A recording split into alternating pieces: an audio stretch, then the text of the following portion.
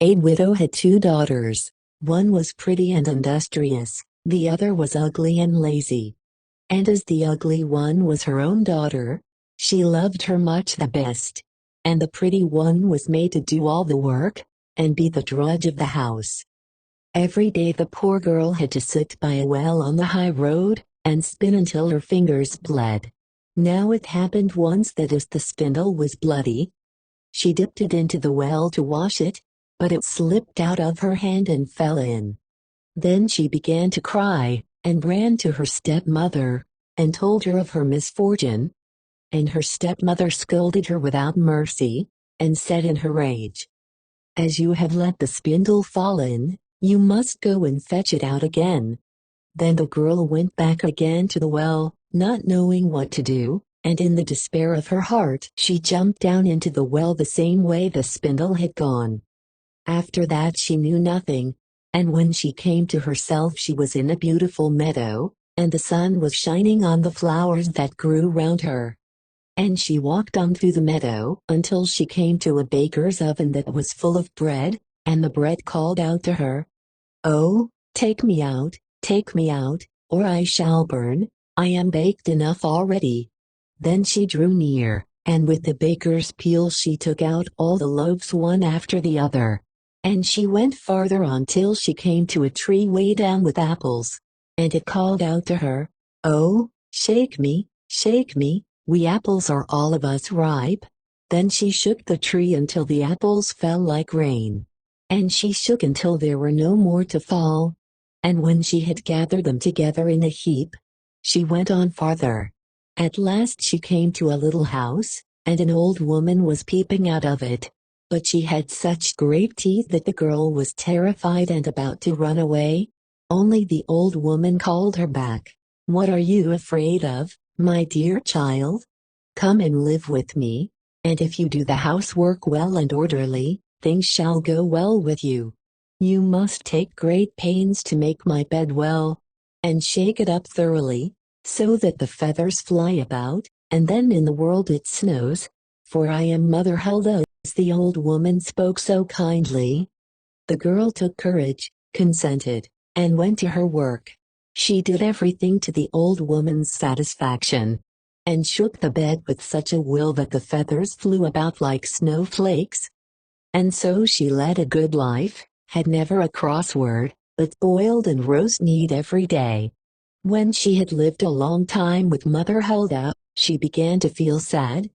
Not knowing herself what ailed her, at last she began to think she must be homesick, and although she was 1,000 times better off than at home where she was, yet she had a great longing to go home. At last she said to her mistress, "I am homesick, and although I am very well off here, I cannot stay any longer.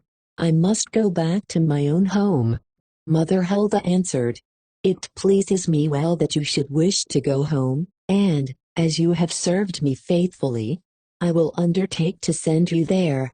She took her by the hand and led her to a large door standing open, and as she was passing through it there fell upon her a heavy shower of gold, and the gold hung all about her, so that she was covered with it. "All this is yours, because you have been so industrious," said Mother Hulda. And, besides that, she returned to her spindle, the very same that she had dropped in the well.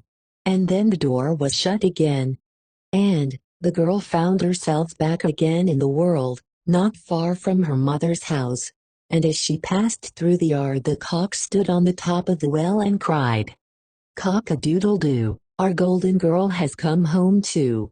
Then she went in to her mother, and as she had returned covered with gold she was well received.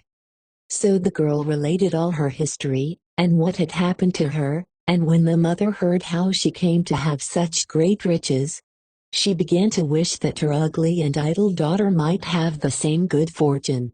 So she sent her to sit by the well and spin. And in order to make her spindle bloody she put her hand into the thorn hedge. Then she threw the spindle into the well, and jumped in herself. She found herself, like her sister, in the beautiful meadow, and followed the same path, and when she came to the baker's oven, the bread cried out, "Oh, take me out, or I shall burn, I am quite done already." But the lazy bones answered, "I have no desire to black my hands," and went on farther. Soon she came to the apple tree, who called out, "Oh, shake me, we apples are all of us ripe." But she answered, "That is all very fine, suppose one of you should fall on my head," and went on farther. When she came to Mother Hulda's house she did not feel afraid, as she knew beforehand of her great teeth, and entered into her service at once.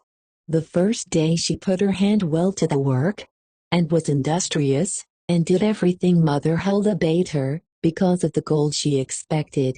But the second day she began to be idle, and the third day still more so, so that she would not get up in the morning. Neither did she make Mother Hulda's bed as it ought to have been made, and did not shake it for the feathers to fly about.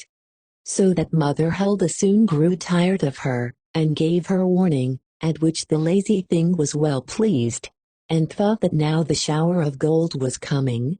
So Mother Hulda led her to the door, and as she stood in the doorway, instead of the shower of gold a great kettle full of pitch was emptied over her.